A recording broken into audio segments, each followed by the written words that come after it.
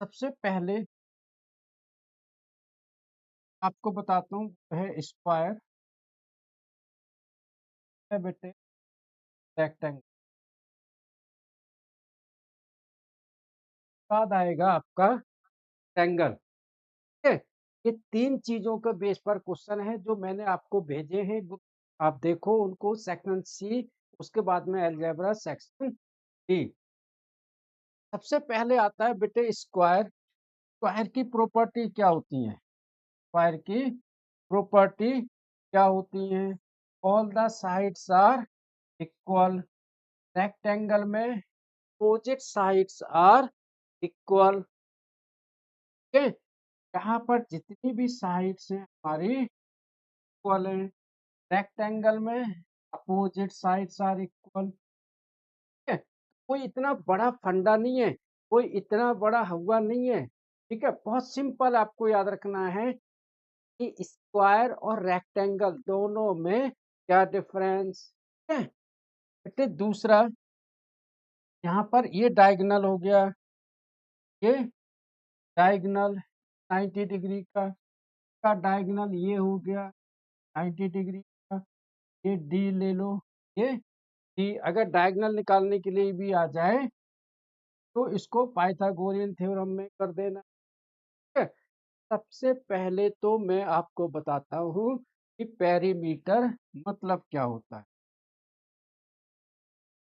Perimeter मतलब होता है सम ऑफ ऑल द साइड्स हैं उन सब का सम, मतलब टोटल लेंथ है। यहाँ पर बेटे क्या होगा, सम 1 2 4, यानी कि पेरीमीटर आ गया ए। है, अब एरिया, बेटे एरिया का कॉमन सा फार्मूला होता है perimeter of base, perimeter of base into height.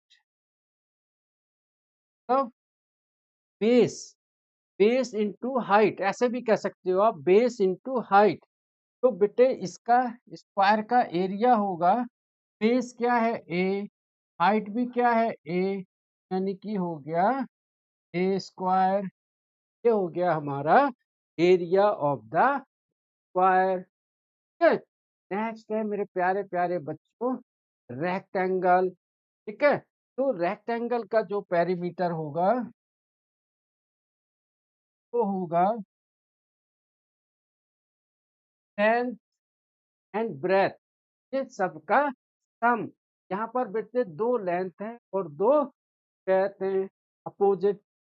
तो पेरीमीटर आ गया 2l प्लस 3। ठीक है, अब बेटे area base into height, base L height B.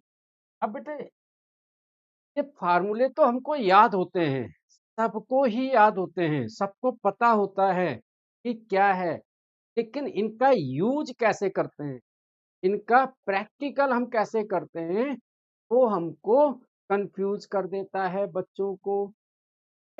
बच्चे वहां कंफ्यूज हो जाते हैं कि सर हम अप्लाई कैसे करेंगे, इसको कैसे हम सॉल्व करेंगे। तो वो भी मैं करवाता हूँ। सबसे पहले तो आपको फार्मूले मालूम होने चाहिए, कॉन्सेप्ट आपको मालूम होना चाहिए। चलो अब मैं आपको बताता हूँ इसी में ट्रायंगल, में बेटे ट्रायंगल।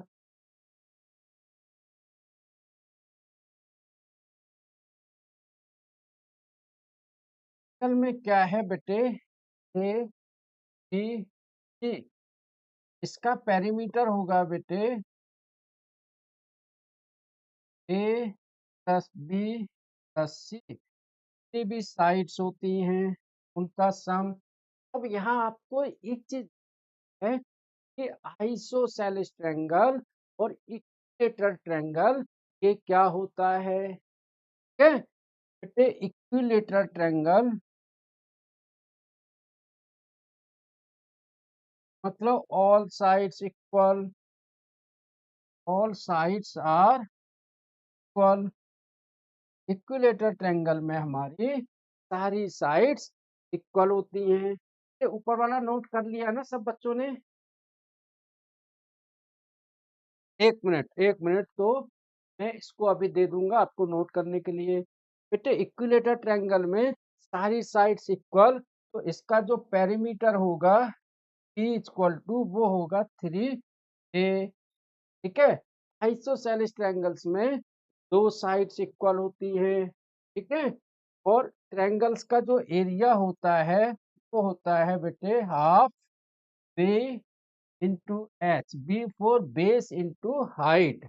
हाइट बेटे ये परपेंडिकुलर हाइट एच कहते हैं इसको, जिसको ऑल्टीट्यूड भी कहते हैं। राइट एंगल में परपेंडिकुलर होता है उसे एच कहते हैं। चलो अब आप इसको नोट करो, फिर मैं क्वेश्चंस करवाऊंगा, तब आपको समझ में आएंगे। जल्दी से करो।